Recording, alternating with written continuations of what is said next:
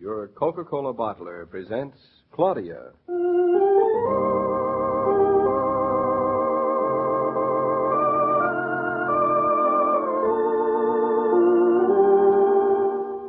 Claudia, based on the play and novels by Rose Franken. Brought to you, transcribed, Monday through Friday by your friendly neighbor who bottles Coca-Cola. Relax, and while you're listening, refresh yourself. Have a Coke.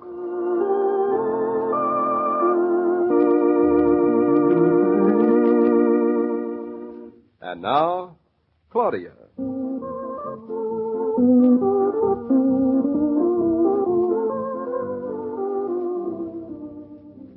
David, do you notice anything different about me tonight, since dinner especially, I mean? You're dancing around an awful lot. Well, that's so you'll notice. Well, let me see. Is it something about you? Your hair is different. My hair is exactly the same. You're sure you're not parting it on the other side? The other side of what? What do you think? The other side is for men. Well, I give up. What's different since dinner? You've only looked at me as far as my forehead. And your forehead is frowning. Have you got a headache? No, not yet. You're sure? Positive? Funny. You look as if something hurt you. Oh, nonsense, David. Of things to wear, what do you like to buy best? Neckties. Neckties? I like to buy shoes best. Shoes? Mm-hmm. I expected you to say dresses. Nope. Definitely shoes. Not me. I guess because new shoes aren't ever as comfortable as worn shoes, particularly when they're too small and make a person frown. David, then you do notice. Notice what? Oh, I give up. I'm never going to buy another new pair of shoes as long as I live. I might be running around barefoot for all you care. Oh, is that what you're driving? Yes. You bought new shoes. Where are they? On the chandelier. Where do you think? Well, that's a funny place for them, darling. Why don't you put them on? I'm going to hit you over the head with one of them. Oh, I see them. They're on your feet. One on each foot. Well, what do you know about that? How I stand you, I will never know. I spent hours this afternoon arguing with that silly shoe salesman trying to be sure I got a pair of shoes you like. And you sit there rolling your head around like a rag doll talking nonsense. How does a rag doll sound when he's talking nonsense? Like you. Tell me, darling, what is this shoe salesman like? I won't tell you until you tell me how you like my shoes. Oh, I like them fine. Now tell me about the shoe salesman. You like them fine. You like them fine. You haven't even looked at them. Well, certainly I like them. What do you want me to do, get a microscope? You are impossible. As a matter of fact, I think they make your foot look very small. You do? Mm.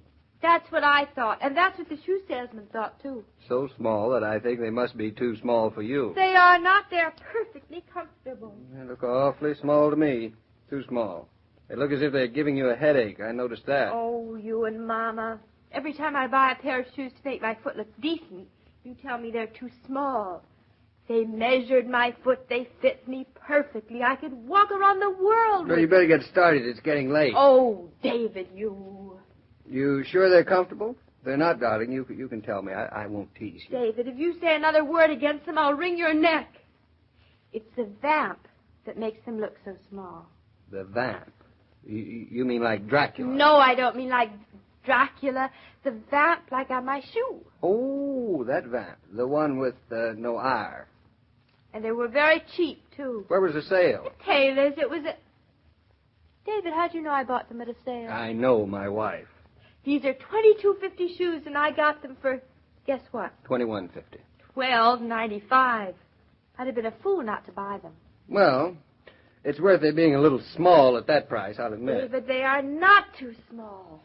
I usually wear A, and these are double A. One little A can't make much difference. You'd be surprised. I would be, because the shoe salesman said that the last of these shoes ran wide. The last what? I don't know. What last do you suppose he meant? Probably your last good pair of feet. Very funny. Seriously, darling, they're very nice-looking shoes. I wouldn't have bought them if they weren't. Aren't you glad I didn't get shoes that are open-toed and open-heeled? I wouldn't have married a woman who wore open toes and open heels. It's one of the first things I noticed about you way back when... Oh, I couldn't agree with you more. Those kind of shoes are fine for sitting. But after all, shoes are for walking. aren't they? Absolutely. Mm. I feel very strongly that if you're going to wear shoes, you have to have toes and heels. Certainly. After all, what else is there to a foot but a toe and That's a exactly what I heel? told the shoe salesman. He had a beautiful mustache and the silliest manner. You'd have thought he was serving me French pastry. Do I have nice legs? Not bad. Not bad, is that all? Pretty nice. Shoe salesman said they were lovely in these shoes. I'll knock his block off. They're lovely in any shoes, and you can tell him that for me. I will. I'll go back there tomorrow and tell him. Look, I'm dancing on my feet. I feel as if I'm walking on air. These shoes are absolutely divine. Well, I think we ought to take them out and celebrate. We can't spend the evening at home with you and your new pair of shoes. We'll take them out and show them the town. Where'll we go? How about going dancing? You just said that Dancing? Oh, no. These are dancing shoes, aren't they? They are not. They're opera pumps. Opera pumps. I will not go to the opera. We will go dancing. They'll be ruined dancing. They'll get all scuffed and marked and ruined. Are you hinting that I step on your feet when we dance? No, I'm not hinting. You dance wonderfully, darling. Well, if I say so myself, I do. You do. I should have joined the ballet. You should have. When I was 6 months, my mother said to me, Druska. Druska? That's what she called me, Druska. I never knew that. You must dance for the Tsar. You must be the finest dancer in the Imperial Ballet. You have angels in your feet, Druska. And that's in your belfry, Druska. Well, shall we dance? David, you're a goop. I love dancing with you here in our pajamas and without my shoes on at all. But I simply loathe dancing in public. You're shy, madame. I will give you the lesson so you will have the confidant. I am not shy. I just don't like being crowded. There's no place to dance in New York except on a postage stamp. And if you don't step all over me, everybody else will. So, I'm sorry, I won't dance. Well, then, how are we going to celebrate? Well, there's a Mickey Mouse at the corner and a Donald Duck, David, both of them for the price of one. Are you sure? Positive, I noticed this afternoon. It's a plot. It's a plot. You noticed? Then you went out and bought the shoes, so I'd have to take you to the movies. You'll probably even take them off in the movies, so I don't see well, what good... Don't you want to go, darling? The shoes are for walking, not sitting. You said so yourself. In a movie theater, you... All right, we'll walk there and we'll walk home. How's that? Perfect. Come on, shoes. Let's hurry.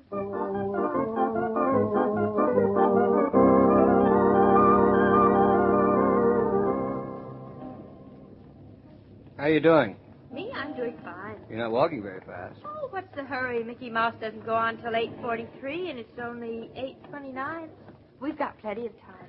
Seems to me you're limping a little. Limping? Don't be silly. Why should I limp? Oh, I don't know. I thought maybe your feet hurt. My feet hurt? Why should they hurt? That little A. What little A? Skip it. Don't run, David. I can't run. I'm sorry, darling. I didn't realize I was walking so fast. David, you're not walking. You're running. Darling, I'm not walking any faster than usual. You're just walking slower. I'm not. I'm walking the same as usual. This is just exactly how fast I walk when I walk with Bluff. Well, it might interest you to know that I'm your husband and David Naughton and an architect. I am not Bluff, your dog. Really? How do you do? David, we're almost there. Just around the corner, darling. Your feet hurt? Will you stop saying they hurt? You'll get them subconscious if you keep on suggesting it. Pretty soon they will hurt. The power of suggestion. You want me to carry you? I do not. Oh, aren't they beautiful shoes? I just love them.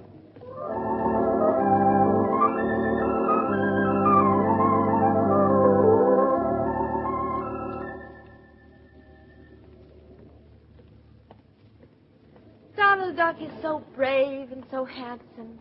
He reminds me a little of you, David. Button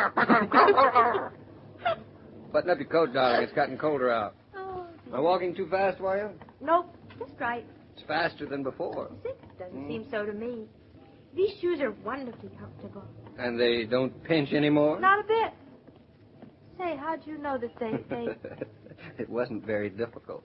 The way you were mincing along. Oh, I was not. You're a pretty good walker, usually. One of the things I like about you. All right, they did pinch a little.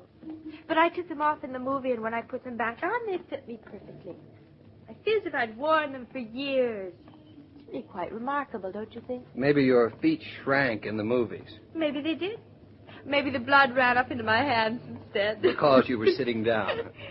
These aren't sitting down shoes after all, are they? No, you seem to be walking fine now. Oh, what a wonderful sail it was. It's awfully dark out, isn't it? I can't even see my nose. Or my feet. No moon tonight. Hey, you two, wait a minute, if you don't mind. David, is he calling us? I don't know. Hey, wait a minute. Please wait. Yes, it is us. I'm awfully sorry, mister, but, Yes? What is it? I'm sort of embarrassed, but would you, Yes? Well, it's just that my wife, were you in that movie just now?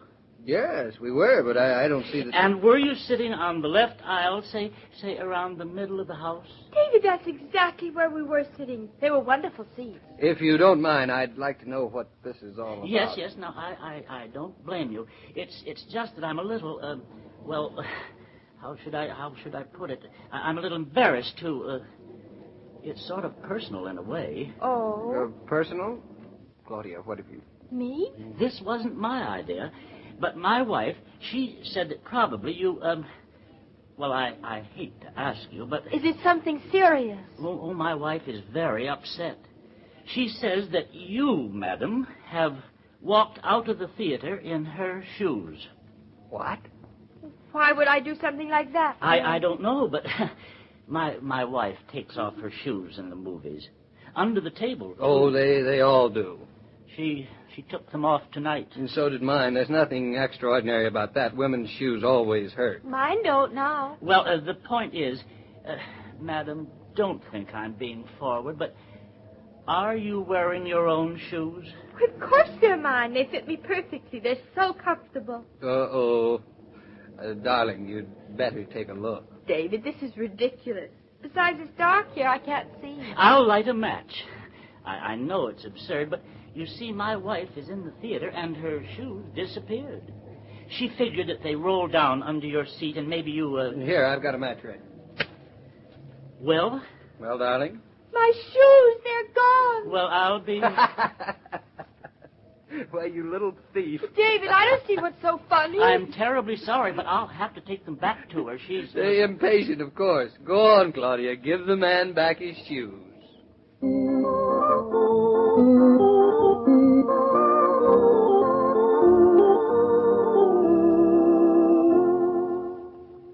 This broadcast of Claudia was supervised and directed by William Brown Meloney.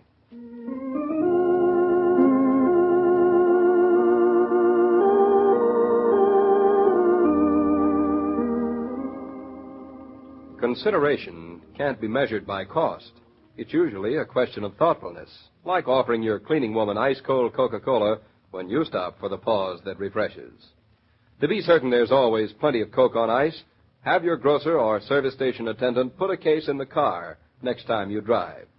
Then you and your household helper can both work refreshed.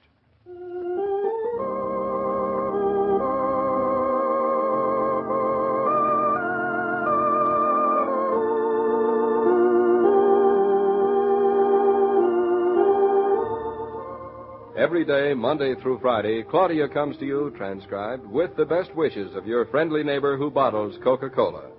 So listen again tomorrow at the same time. And now this is Joe King saying au revoir.